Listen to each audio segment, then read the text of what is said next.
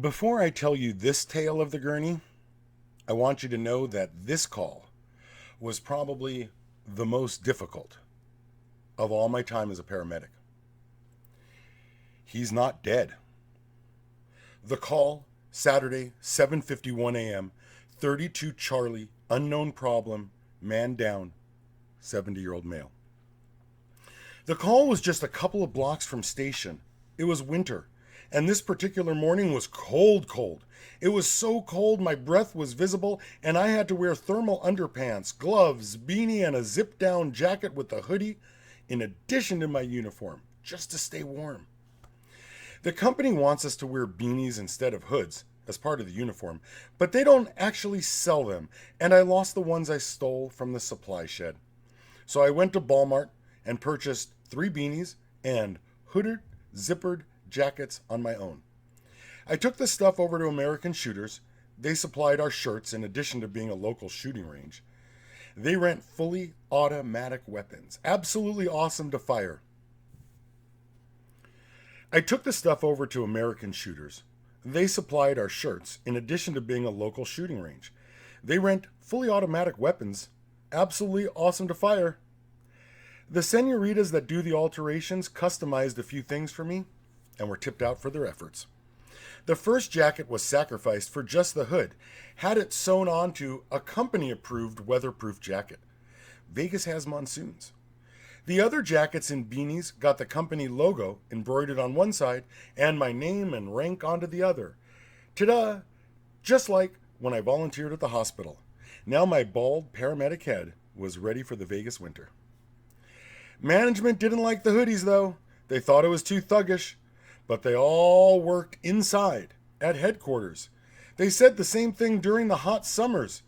Sent a memo around about not leaving our rigs idling at post with the air on. Yeah, right.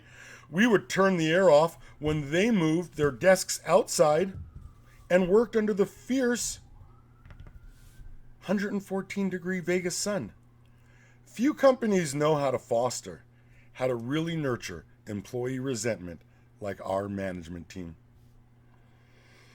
We parked behind fire. Both the truck and the rescue were here for this one. There's a fire station just down the street from ours, but that still doesn't explain why they both showed up to this call. It's just a 32 Charlie, man down. Now Dex and I see the patient. Heart rate 0, blood pressure unknown, respiratory rate 0, O2 unknown, blood sugar 86, temp 94. It's not just a man down, though. It's a senior male who collapsed in his driveway while gardening. He was prone, face down, facing downhill. The rake he was using lay next to him. His bleeding head wound, still bleeding, created a thin stream of hot, steaming blood on the cold cement. Yet everybody is standing around. Why is everybody standing, staring? I took off my jacket and tied it around my waist. It was time to do our job. I kicked the rake aside and knelt down next to the old man, heart rate 0, respiratory rate 0, with every intent to roll him over and start CPR, when immediately the fire captain says, "The guy's dead." "Who's dead?" I asked loudly and looked around at the scene and at the fire captain.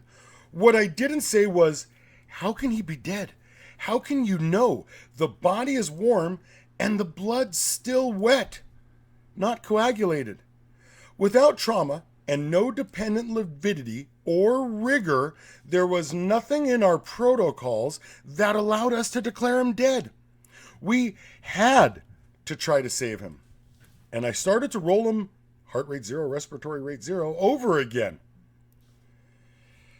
Someone from fire squeezed my shoulder hard and whispered the words, "The captain says he's dead," in my ear.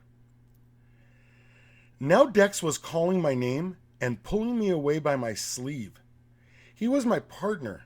He knew what was going to happen next, and he was trying to save me from me. Dex put me in the truck. My gloves were still on. I watched him go back for the equipment. He loaded us up and cleared us 854, no paperwork.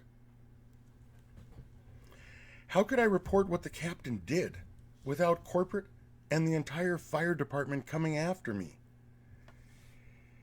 It was the only time I ever cried for a patient. He's not dead.